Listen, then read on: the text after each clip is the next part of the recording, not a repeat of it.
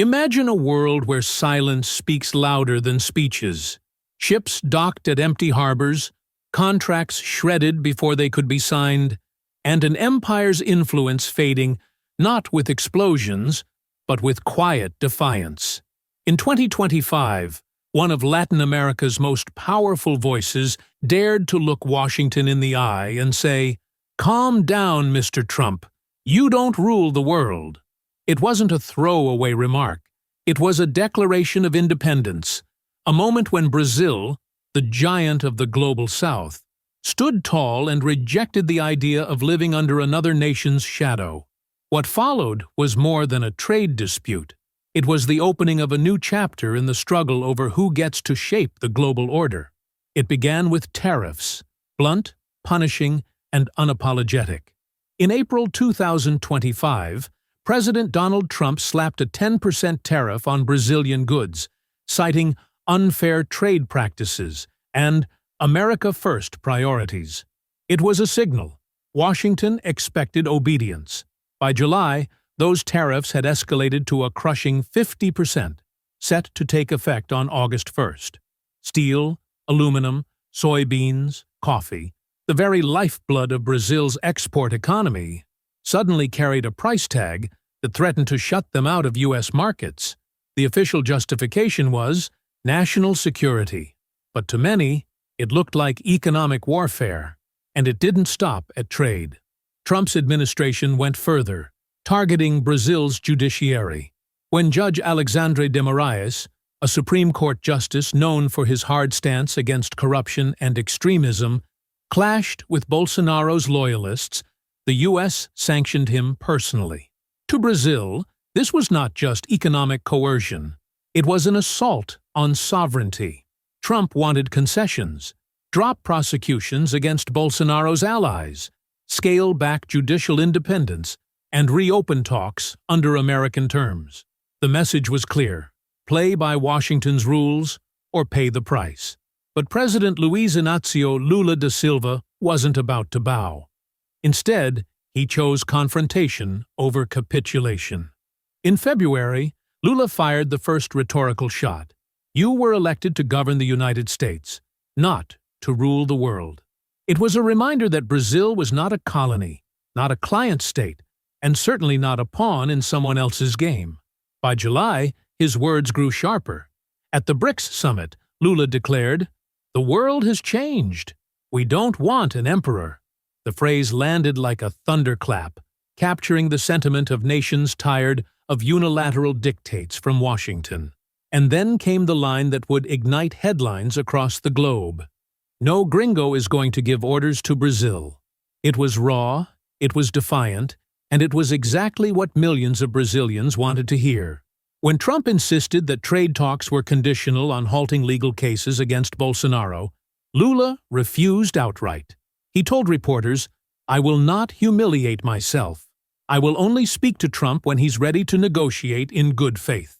Instead of begging for relief, Brazil doubled down.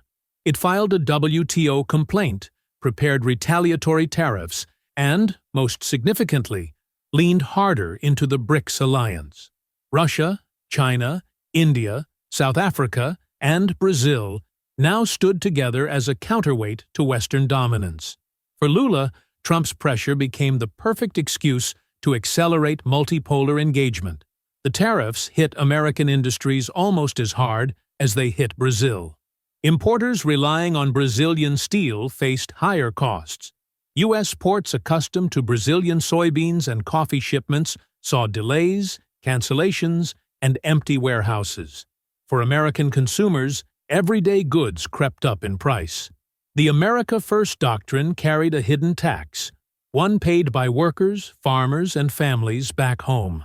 For Brazil, the pain was immediate, but so was the opportunity. The U.S. market shrank, but China, India, and even Middle Eastern buyers stepped in to fill the gap. Soybeans once bound for New Orleans were rerouted to Shanghai. Coffee exporters struck deals in euros and yuan instead of dollars. What began as a crisis quickly transformed into diversification. Globally, the crisis accelerated a shift already underway. De-dollarization. BRICS nations pushed harder for trade settlements in local currencies. Financial reporters noted deals being signed in Mandarin, not English. Ports in Africa and Asia hummed with activity as South-South trade expanded. The global trade map itself began to tilt away from Washington. What Trump framed as a show of strength became, paradoxically, a demonstration of fragility. The diplomatic fallout was seismic. Brazil didn't just resist U.S. pressure, it turned that defiance into political capital. Lula's approval ratings rose at home, where citizens rallied behind the defense of sovereignty. In Brasilia, analysts noted something striking. By trying to isolate Brazil, Trump had instead isolated Washington. At the BRICS summit, leaders spoke not of bending to U.S. power, but of building an alternative. Discussions about a shared BRICS currency, once dismissed as symbolic, gained new urgency. Across Latin America, the message resonated. From Argentina to Colombia, governments watched closely as Brazil demonstrated that standing up to Washington was possible and popular. Meanwhile, in Europe, observers whispered about déjà vu, ports going silent in Rotterdam while contracts were signed in Beijing. The imagery was cinematic, America's hand reaching across oceans, only to find that others had already built new bridges. For the first time in decades, the idea of U.S. primacy wasn't just questioned. It was openly challenged, from podiums and parliaments, by presidents and prime ministers. What began as a tariff dispute had become something much larger.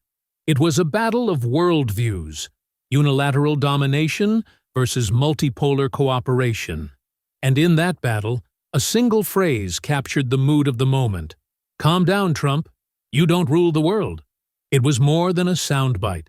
It was a verdict on arrogance, on interference, on the illusion of unchecked power. America wasn't pushed out. It was quietly replaced. So, is this how superpowers fade? Through silence, not shock. Through trade disputes, not wars. Through contracts signed in new currencies, while old alliances fracture? Drop your thoughts in the comments below. And don't forget to hit subscribe. Because this story isn't over yet, and the world order you thought you knew is already changing.